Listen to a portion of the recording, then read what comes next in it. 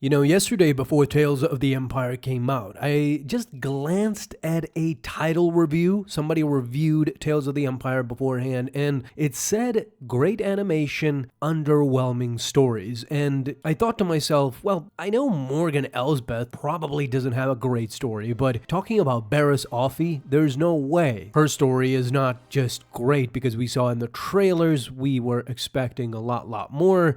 Unfortunately, guys, yeah, I just watched the entire series and it is extremely mid. Very much justified. I've even seen fans calling this show Tales of the Mid because, in a sense, yes, it was pretty much underwhelming. Now, the stories in themselves, I'm gonna give credit where credit is due, that about Barriss Offee, it just went exactly how I saw it in the trailers. Even in the trailers, I got that feeling that Barriss Offee will not go full on dark, just as the Grand Inquisitor wanted, just as the Empire wanted. But by her third episode, I was pretty much surprised as to what her status was now. She was essentially a Yoda character. She was called the Healer, and people had heard about this mysterious character that could heal people, and they went to her. She had her own sanctuary. She had two people who were guarding her at all times, guiding people to her. But let's just start with what irked me the most, and then we'll go through a storyline arc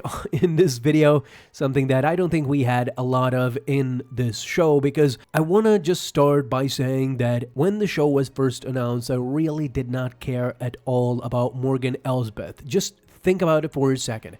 She was just an underwhelming character in the Mandalorian series when she was first introduced. There was nothing pretty interesting about her. She was controlling a village in the outskirts of nowhere. Who cares, right? Well, it seemed that she was an integral part in Thrawn's plan. Alright, well, I could give her that, but the moment she died in the Ahsoka series, that's when I think the interest about her character should have ceased. I don't really care how she came into power. She didn't even come into that much power. Just think about it. It's a village in the middle of nowhere. Even the Empire is not interested in her.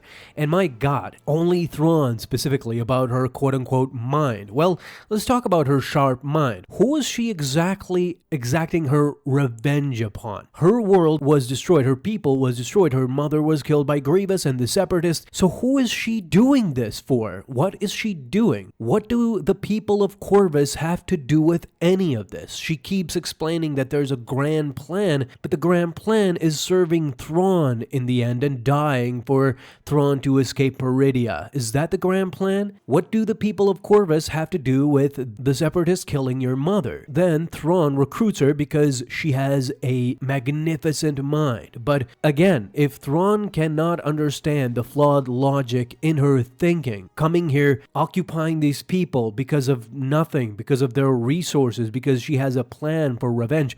What if Thrawn didn't recruit her? What would Morgan Elsbeth do? What would make her special? The only special thing about her is that Thrawn took an interest in her, nothing else. And to make matters worse, the worst part of all of her 3-episode arc was that she was the genius behind the TIE Advance, behind what the Empire later adopted as their main fighters. I mean, it is just pretty bad. I'm pretty much irked with her stories, and when it came to Dathomir and when it came to Night Sister Witches, Asajj Ventress would have been to actually tell a story, maybe not in Tales of the Empire, but the fascination with Morgan Elsbeth is nowhere to be found. Nobody really cares about her, maybe a minority, and I feel bad for you guys that I'm saying this, but Morgan Elsbeth is a nobody, was a nobody, and now officially I don't think we're gonna ever hear about her, hopefully, because I'm just done with that character. Now let's go to the main dish, the main character that I really expected a lot from, and that was Barriss Offee. Now, there's a divide between fans that think that Barriss Offee should have gone completely dark, while some say that Barriss Offee was not given a lot to do. Well, for me, I think that her not going fully dark makes complete sense. She was not a dark character, she was a tragic character. While during the Clone Wars, she bombed the Jedi Temple, and she fought Anakin Skywalker, framed Ahsoka Tano. This indicates dark traits, but more so tragic. She has fallen into complete disillusional, and while imprisoned, she had time to reflect and to think, and while she became part of the Inquisitorius, part of the Empire, now she realized what true evil was. This is what the stories of Barriss Offee was trying to tell us. The episodes told us exactly what I suspected, that Barriss Offee thought the Jedi were evil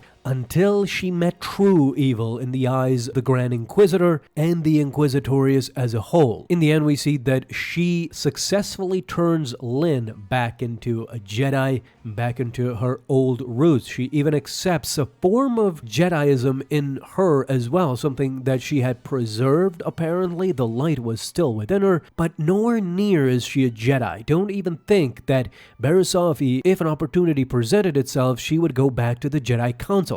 This is not what the episodes told us about her. Now, if you want to complain about there was not a lot of action when it came to Barriss Offee, yes, you have the right to complain about that, because myself, I speculated endlessly that we will get a Vader moment there, and Vader will talk to her, and Vader was just briefly seen. The exact footage we saw in the trailers is the exact footage we got in the real show, and that was pretty much disappointing. There was a moment there where, of course, Vader recognized that that was Barriss Offee, but not a word was uttered from Vader. What the episodes wanted to show us is that Barriss Offee went from a tragic character, from a Jedi, to an Inquisitor, flirting with the dark side, with the Sith, and eventually falling in the middle, a gray Jedi, quote unquote, or essentially a rogue. And as we've talked before, this is kind of mirroring Ahsoka Tano.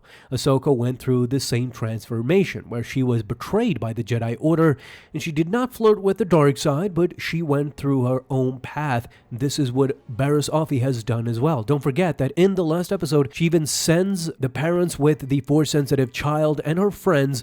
She sends her to an ally, a friend of hers, and she will understand. Meaning that I believe this is, of course, Ahsoka. And during all this time, it seems that Barriss and Ahsoka have met up at some point in time.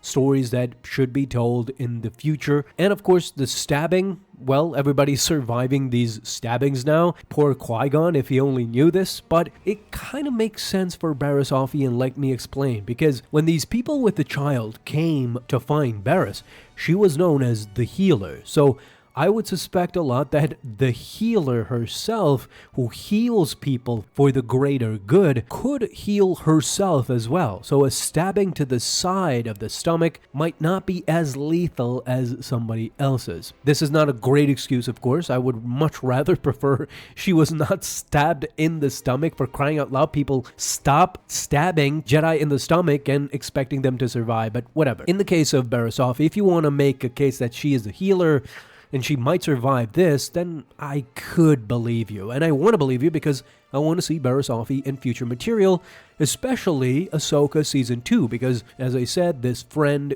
might definitely be Ahsoka, who she has been linking with, talking with, and sending people her own way. So eventually we might see Barriss Offee in Ahsoka Season 2. Other than that, there was not a lot of what I was expecting. There was pretty much side characters who I did not care about, side characters who were not pretty interesting. Morgan Elsbeth, the main character of this story, who was not interesting to me at all. And other than calling it Tales of the Empire because it takes place during Imperial times, other than that, these were not very much Imperial stories, only the timeline. All in all, a pretty mid show, I would say, and that name is pretty appropriate for all of these 6 episodes, but at least we got to find out that Barriss Offee is still alive, she is still somewhere around the galaxy, and she barely survived that attack. We'll maybe get to see her in the future, hopefully. Talk to me, tell me, what do you think down below in the comments.